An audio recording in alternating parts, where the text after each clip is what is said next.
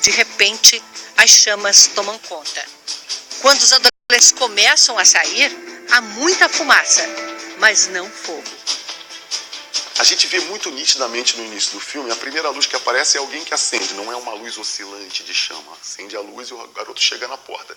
Nesse momento já há uma chama no topo e o ambiente está totalmente tomado de fumaça. Mas provavelmente não existia chama aberta dentro do ambiente. Porque a chama a gente tem uma reação muito imediata. As pessoas em geral, quando você vê o fogo aberto, você se afasta. Então se ele voltou a dentro do ambiente é porque naquele exato instante ele não enxergava a chama aberta dentro do container. Naquela madrugada, havia 24 adolescentes no alojamento com capacidade para 36. Mais 2 adolescentes estavam em outro alojamento de alvenaria. Mas o único monitor de plantão estava na casa ao lado. Ele contou em depoimento à polícia que ouviu uma explosão e, ao sair, já encontrou tudo em chamas.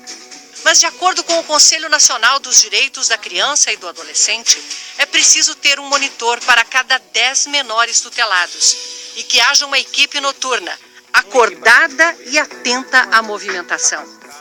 É preciso que ter um adulto ali, acordado e atento para poder atender às demandas individuais desses adolescentes e coletiva. Nós podemos imaginar que se estivesse, talvez pudéssemos ter ali uma rota de fuga e minimizasse todo o incêndio que foi causado e os danos, especialmente aqueles que acabaram falecendo. Marcos Vinícius e o vigia Benedito Ferreira ainda conseguiram arrancar uma das janelas e salvar 3 adolescentes. Mas não havia um adulto lá dentro quando Felipe deu o alarme ao ver o aparelho de ar-condicionado pegar fogo. Os 3 que estavam no quarto 6, onde o fogo começou, se salvaram. Ao lado estavam Samuel Costa e Riquelmo, uma das vítimas fatais. Os 6 ocupantes do terceiro quarto também conseguiram sair. Ao lado do ar-condicionado, todos os quartos tinham uma janela. Ela abre, só que tem grades de metal.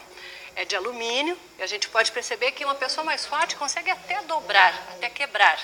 Mas os adolescentes já estavam muito debilitados pela fumaça.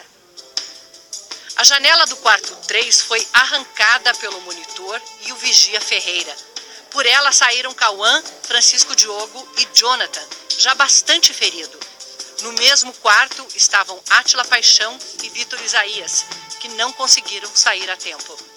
No quarto ao lado, o único sobrevivente foi Pablo Juan. Quando foi acordado por Jorge, seu companheiro de quarto, já estava sem ar. Eles tentaram sair pela porta do quarto, mas ela estava emperrada, porque o calor já havia deformado a estrutura. Eles então foram para a janela. Esse adolescente conseguiu se espremer por entre as grades e escapar. Mas no quarto morreram Jorge Eduardo, Christian Ismério e Samuel Thomas Rosa.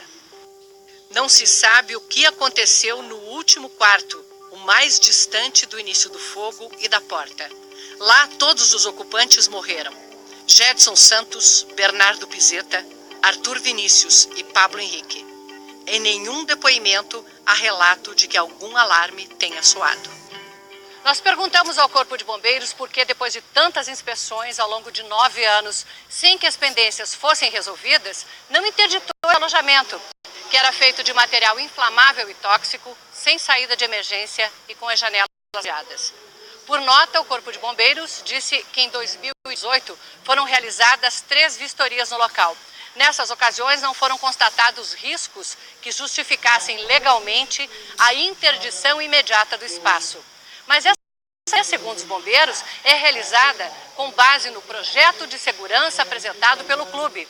E a estrutura provisória não constava no projeto e, portanto, foi identificada nas áreas vistoriadas. Ou seja, esse alojamento nunca foi vistoriado. O Corpo de Bombeiros do Rio também diz que não cabe a ele determinar o número de portas e o tamanho de janelas da edificação. Não é um domicílio. Domicílio é a minha casa. Na minha casa eu decido quantas portas tem, janela, se eu vou entrar pela janela, não é problema de ninguém.